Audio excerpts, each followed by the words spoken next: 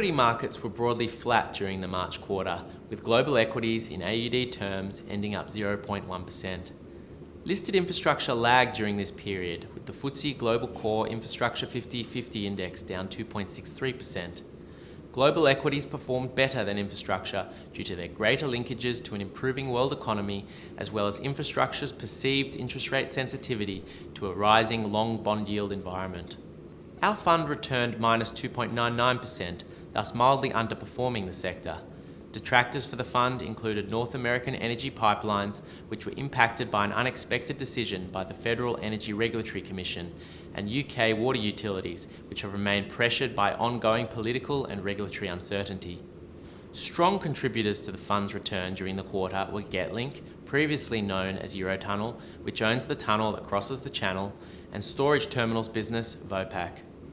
Getlink performed well after the Italian infrastructure company Atlantia purchased a 15.5% stake in the company at a price well above the prevailing market price.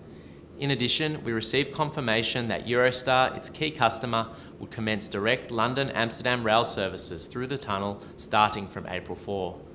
Vopak was strong after releasing a good set of annual results with an improving company outlook, as well as news of a US-based activist investor joining the register. During the quarter, we continued to increase our exposure to UK water utilities. The sector's current regulatory reset will be finalised in 2019 and spans for the period from 2020 to 2025.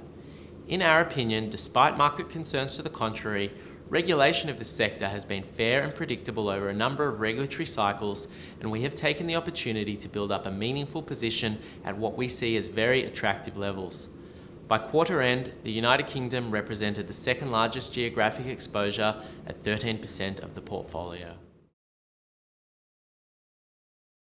At this time, we continue to see attractive valuation opportunities in European transport infrastructure assets, including airports, toll roads, and a railway concession. European infrastructure, excluding the UK, now makes up 24% of the portfolio. In addition, we remain particularly excited about the growth opportunities in North American gas infrastructure assets that are either regulated utilities or are long-haul pipeline networks subject to regulation or long-term contracts.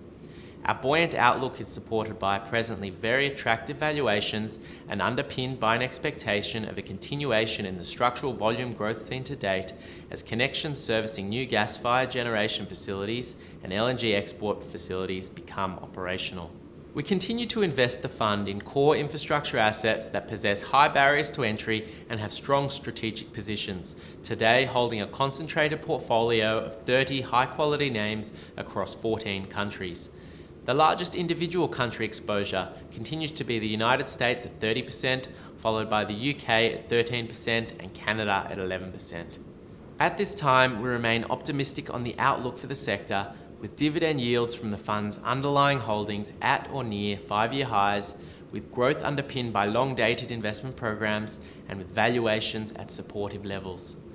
Thank you once again for your ongoing interest and support of our fund.